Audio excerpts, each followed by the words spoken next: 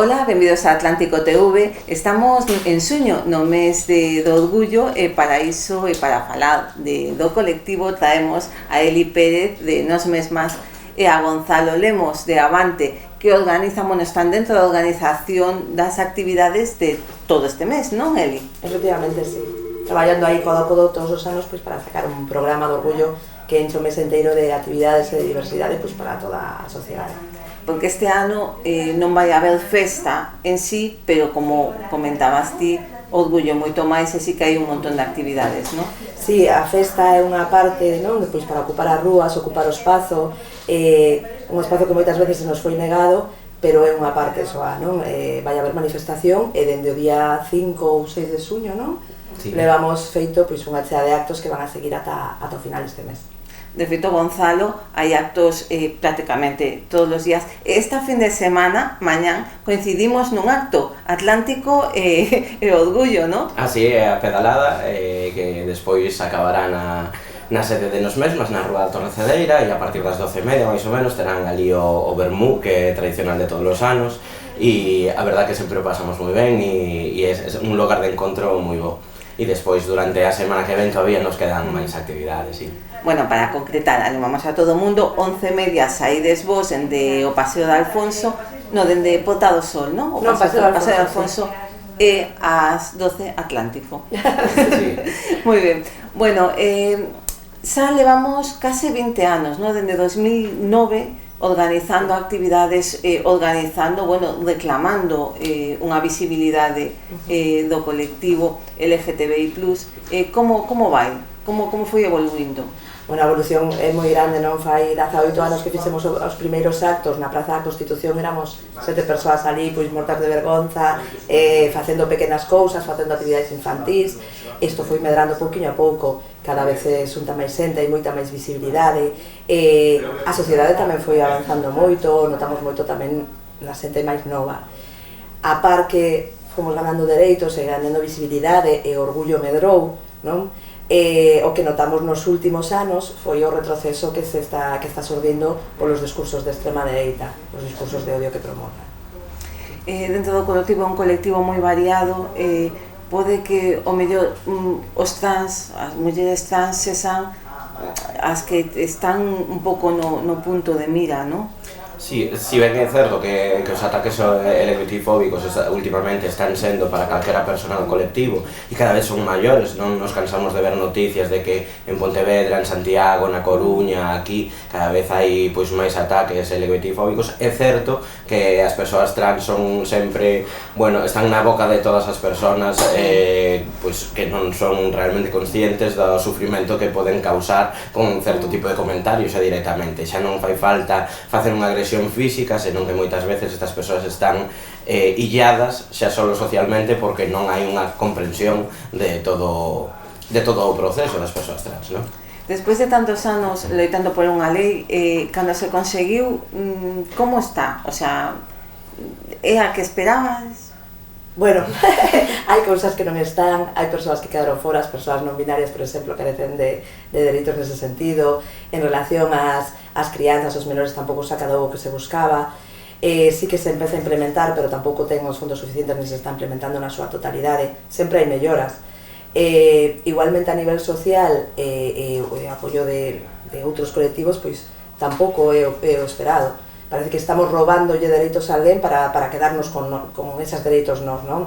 De feito, non lle quero dar propaganda, pero vai haber unha manifestación transfóbica en Vigo nestes días en contra, especificamente da lei trans, e algo que temos que ser conscientes, que eses colectivos supostamente feministas que a convocan, o que están a facer é promover o odio, igual que fai a extrema dereita. Entonces, temos que ser conscientes que non é unha lei, simplemente son as vidas de moitas persoas que están aí. Bueno, nos institutos, nos colexios, entre as crianzas, como está a tolerancia, a aceptación dos demais? Bueno, é complicado moitas veces, non? Eu sí que vou moito a dar palestras aos coles e na fun estes días e tal, e te atopas un pouco de todo. Sí que é certo que moitas veces depende moito das actividades que haxa no cole e tal, Nos coles en xeral moitas veces ves unha aceptación bastante grande, sempre ves aquela persona pois que suponemos que dende a casa se promoven outro tipo de valores contrarios á diversidade, moitas veces sempre encontras algunha persona, pero bueno, en xeral normalmente suele haber unhas actividades bastante proclives a fomentar a diversidade. Nos institutos é moito máis complicado, xa a idade é máis complicada, o pensamento suele ser máis complicado das persoas que están nos institutos, e aí sí que nos atopamos moitas veces con un discurso que bebe da extrema dereita directamente, e moitas veces incluso situacións moi incómodas para as persoas que damos as palestras. Sí que, desde logo, hai persoas que obviamente, que teñen unha mentalidade máis predisposta á diversidade, pero sí que nos institutos é complicado moitas veces. Vemos que hai un retroceso neste tipo de educación, non? Entón, para os anos vindeiros, vedes, atisbades algún tipo de, bueno, de igualdade xa definitiva, de, non sei. Penso que estamos nun momento de retroceso, non sei se son moi negativa ou que, pero penso que estamos despois de uns anos de avanzar moito en cada igualdade dentro do feminismo. Creo que agora estamos atopándonos coa contra, basta ver pois o que se aprobou fai pouco en Europa contra as persoas migrantes, non? Están gañando espazo en todos os sentidos o fascismo. Entón hai que seguir moi en pé de loita.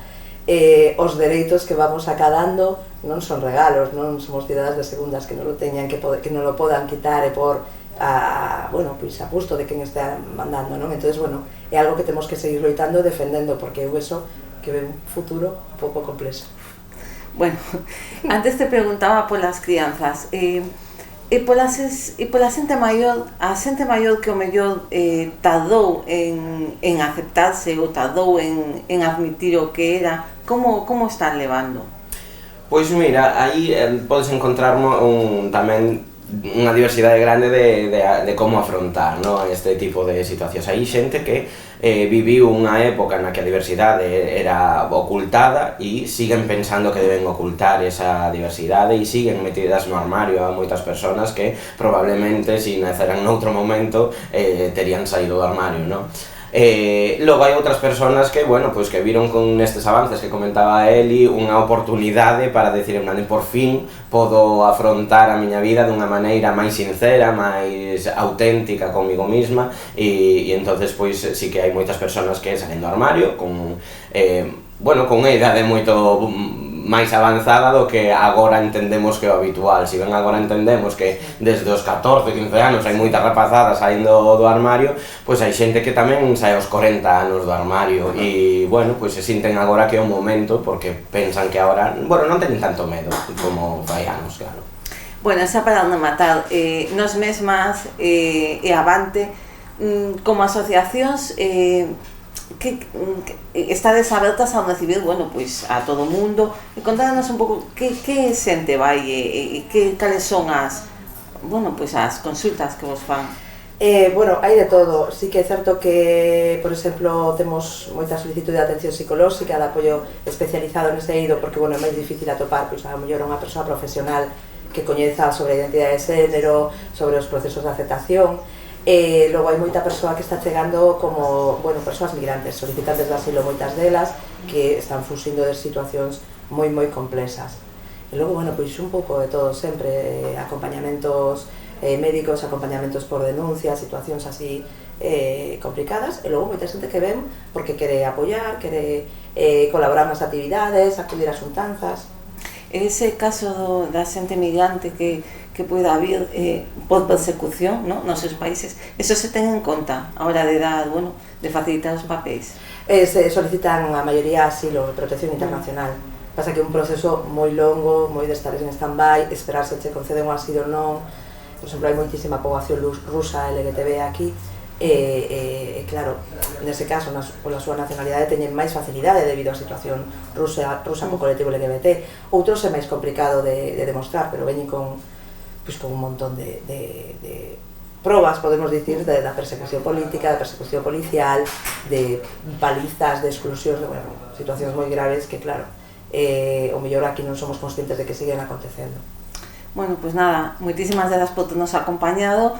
Sabemos que tenes en redes toda a programación e o 27, gran día a manifestación, non? Por suposto. Sí, ademais teremos foliada que organizan as compañeras da Morada pola mañán, manifestación, e logo, bueno, pois hai un montón de locais que, dado que non hai festa, se suman un pouco a colaborar e que se propoñen como espazos seguros para vernos despois da mani. Todo polo Casco Vello, por Chorruca. Pues nada, un broche de ouro para o mes. Moitas grazas. Grazas a ti. A ti.